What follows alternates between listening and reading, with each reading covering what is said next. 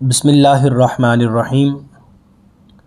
آج جس ٹاپک پر گفتگو کرنی ہے وہ آج ہی کے دن کے حوالے سے عنوان ہے لیبر ڈے، مزدور کے حوالے سے، مزدوروں کے حوالے سے۔ الکاسب حبیب اللہ، وہ شخص جو محنت مزدوری کر کے روزی کماتا ہے وہ اللہ کا محبوب ہے۔ اب یہ یکم مئی کیوں منایا جاتا ہے، کس یاد میں منایا جاتا ہے؟ تو یکم مئی کو شکاگو میں مزدوروں کا قتل عام ہوا، جو کہ ایک تحریک بن گیا، جسے ہر سال یکم مئی کو لیبر ڈے کے نام سے منایا جاتا ہے۔ معزز سامعین، یورپ چاہتا ہے اور اس کا دعویٰ ہے کہ ہم نے مزدور کو حق دیے ہیں، لیکن اسلام نے جو مزدوروں کو یا کسی بھی فیلڈ کے ساتھ سلک لوگوں کو حق دیے ہیں، حقوق دیے ہیں، وہ کوئی بھی نہیں دے سکا۔ اسلام نے عورت کو اس وقت حقوق دیے جب کنیساؤں میں یہ بحث چل رہی تھی کہ عورت میں روح بھی ہوتی ہے یا نہیں۔ بچوں کو اس وقت حقوق دیے جب بچوں کی یورپ میں خرید و فروخت جاری تھی۔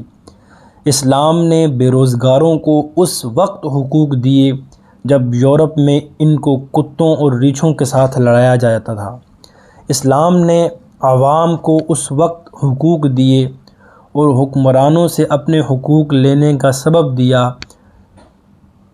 لوگوں کو سبق سکھایا جب یورپ میں حکمرانوں کو خدا تسلیم کرنے پر عوام کو مجبور کیا جاتا تھا، اور مزدوروں کو اس وقت حقوق دیے جب ہندوستان، روم، مصر میں ان پر ظلم و ستم کے پہاڑ ڈھائے جاتے تھے۔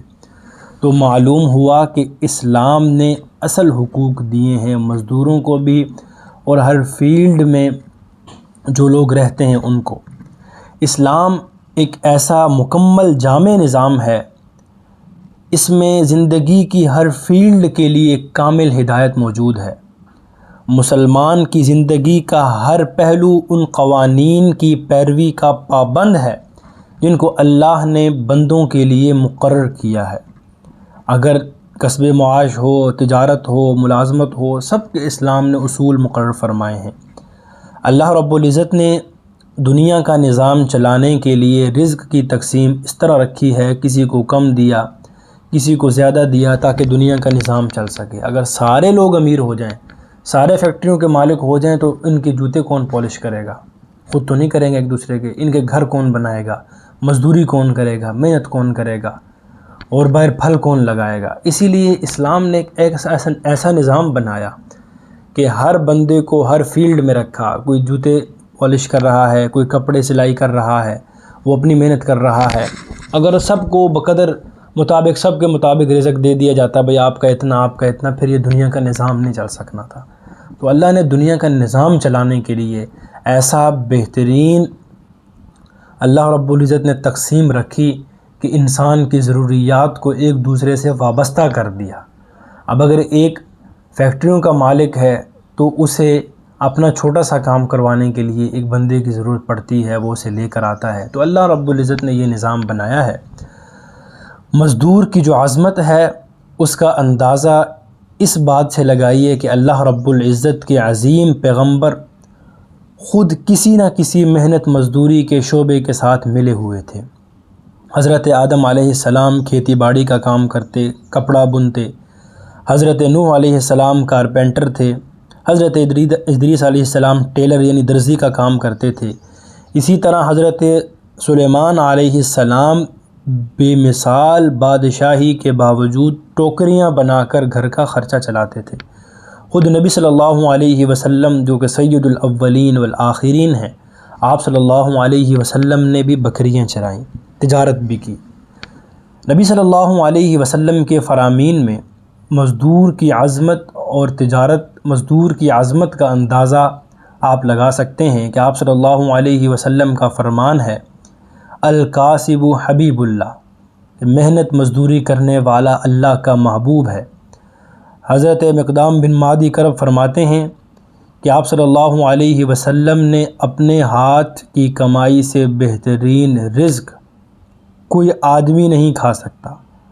نبی صلی اللہ علیہ وسلم نے فرمایا، بلا شبہ اللہ رب العزت کے نبی حضرت داؤد علیہ السلام بھی اپنے ہاتھ سے محنت کر کے کھاتے تھے۔ اسی طرح حضرت عبداللہ بن مسعود رضی اللہ تعالیٰ عنہ نبی صلی اللہ علیہ وسلم کا ایک فرامین بتاتے ہیں، نقل کرتے ہیں کہ حلال روزی کمانا فرائض کے بعد فریضہ ہے، یعنی نماز، روزہ، حج وغیرہ کے بعد حلال روزی کمانا یہ بھی فرض ہے۔ اس سے یہ بات معلوم ہو گئی کہ نماز، روزہ پہلے ہیں، اگر ان کو چھوڑ کر بالکل پس پشت ڈال کر روزی کمائے گا تو وہ حلال نہیں ہوگی۔ اس لیے کہ جو روزی ہے اس کو زمین کے پوشیدہ خزانوں میں تلاش کرنا چاہیے۔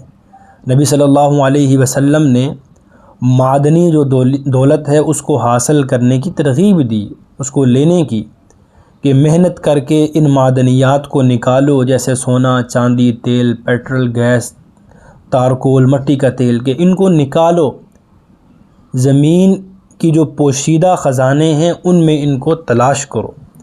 تو جو مزدور ہے اس کی بڑی عظمت ہے، بڑا اس کا مقام ہے۔ نبی صلی اللہ علیہ وسلم کی دعائیں مزدور کے ساتھ ہیں۔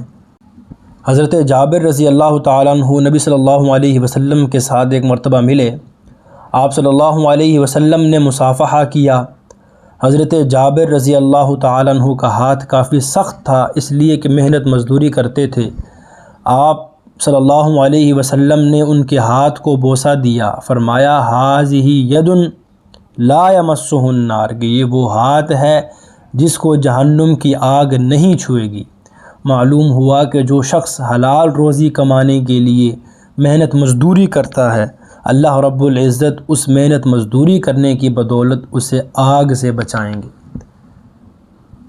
یہ تھا مختصر سا بیان مزدور کے حوالے سے، مزدور کی عظمت کے حوالے سے۔ کچھ باتیں رہ گئی ہیں، وہ آئندہ آنے والی ویڈیو میں۔ وآخر دعوانا ان الحمد للہ رب العالمین۔